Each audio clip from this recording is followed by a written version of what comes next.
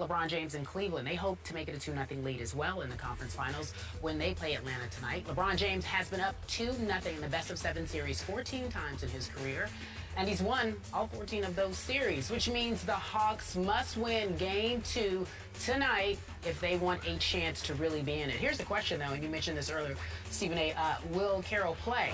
He's listed as questionable, so in your mind at this moment, he's not playing. Who wins tonight?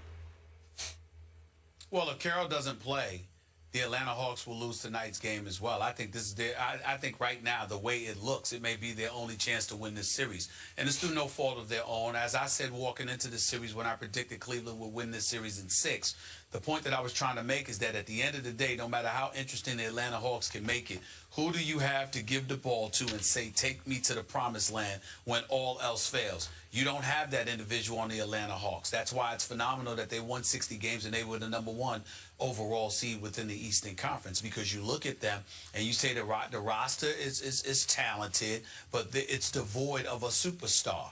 Whereas Cleveland doesn't have that problem. They have one in LeBron James. And if Kyrie Irving were healthy, I think we'd be hard-pressed to predict that Atlanta would win a game in this series. They'd probably get swept. That's not to just sit there to discredit them and what they've accomplished or whatever. They've been phenomenal. They play team basketball. They spread the floor. They trust one another. They share the basketball. They defend. They're obviously exceptionally well coached by a man who deserves to be Coach of the Year, and Mike Budenholzer. But in the end, they don't have LeBron James. It's just that simple. And when you have a guy like DeMarre Carroll, who was assigned to defend him, to be the Jimmy Butler from Chicago of this series, by the way, Carroll's going to need help, even if he were 100%. And that help was gone in Thabo Sefolosha, who got injured in the incident with police in New York City just a few months back. So with all of that taken into consideration, you know, without Carroll, I don't know how they can win this game unless Cleveland, you know, just takes them for granted, doesn't come back with the level of fervor and seriousness it deserves, that LeBron spends another 5 minutes in the fourth quarter playing around because he's laughing at the thought of Paul Millsap trying to defend him in the open court.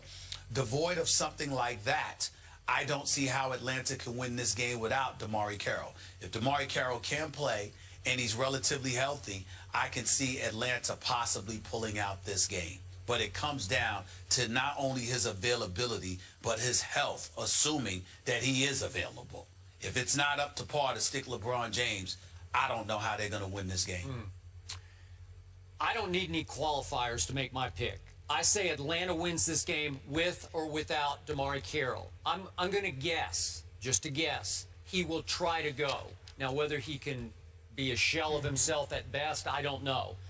But I think it would do this team a lot of good, just its psyche, if he tries to go a little bit, the way Kyrie's been trying to go, the way Dwight did go last night. Dwight played really well last night for having whatever was wrong with his knee. Right. That was a good job by him. Yep. But, look, I said before the series that Atlanta would win one of these 2 home games, and I thought it would be Game 1. But I did not foresee that the JR in J.R. Smith would stand for just ridiculous, because sometimes it does stand for just ridiculous in a good way.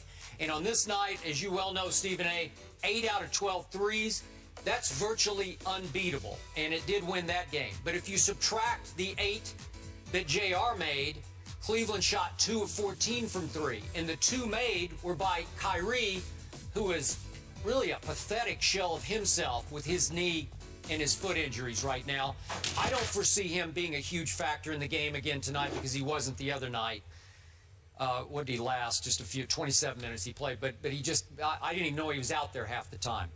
So Atlanta was a 1-point favorite at home in Game 1. That's gone up to 1.5 points tonight, because I think the odds makers are saying this is really a good basketball team.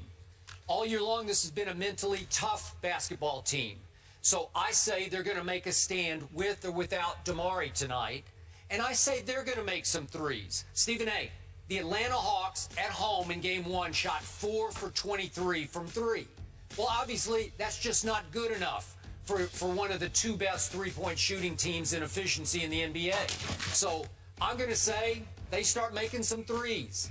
I'm going to say that Jeff Teague goes from 1 for 6 from 3 to making at least 3 or 4 threes. And Kyle Korver makes 3 or 4. And I just think they'll make a stand, an emotional stand. As you keep telling me, that crowd is now legit in Atlanta.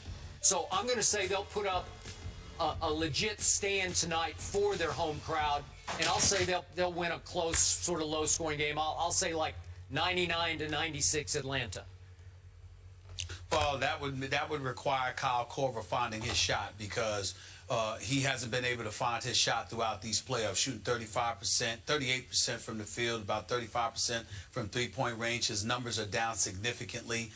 He looked incredibly frustrated after the game, Skip, almost depressed, like he just can't get it going. And it doesn't help that Iman Shumpert, somebody who's firmly establishing himself as one of the elite perimeter defenders in this game, was draped all over him. And J.R. Smith hasn't been shabby as well. No. I mean, when you talk about J.R.'s shot, we've been talking about J.R.'s prowess as a scorer, Skip. One of the things that need to be noticed is that this dude is going out there, and LeBron James has held these guys accountable for playing defense, and that's exactly what they're doing, playing defense. I don't know about Kyrie Irving. Right foot, left knee, both those things are hurting. He's incredibly frustrated. I spoke to him after the game, and, you know, his mentality is that he ain't sitting out no matter what. These games are too important. He will play. But he's incredibly frustrated because he knows what he can do, and everybody knows what he can do when healthy. And the fact that he's not healthy really, really is raking his nerves. But he's strong mentally. I think he'll figure out a way.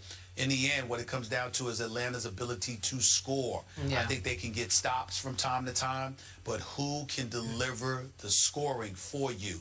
I don't know, outside of Jeff Teague, who obviously has some capabilities when Kyrie Irving is out.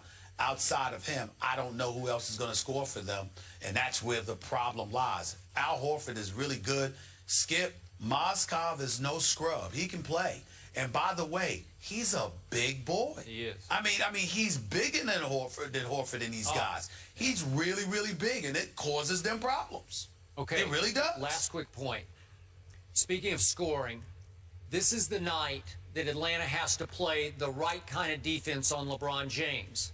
This is the night that Mike Budenholzer, I'll say it right, who is a son of Greg Popovich, is going to have to adopt the Popovich method against LeBron James. They're basically, again, without Damari, you're going to have to play like a zone.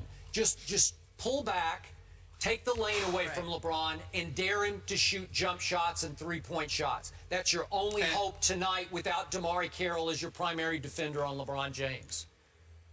And it's setting the stage, Skip, because the bottom line is this. If we're being totally honest, they have to win the night. They have to. If they don't win the night, Absolutely. They don't win the night, they're probably going to get swept. So the best argument to make for Atlanta to win tonight's game is that if you don't win, this will likely be your last game in the playoffs at your home court.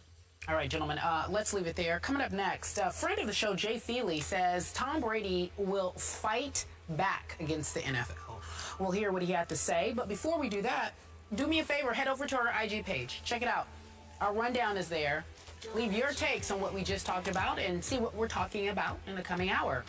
First Take just getting started. We'll be right back in just a few moments. Let your heart run child like horses in the wild. First Take is presented by Chase Inc.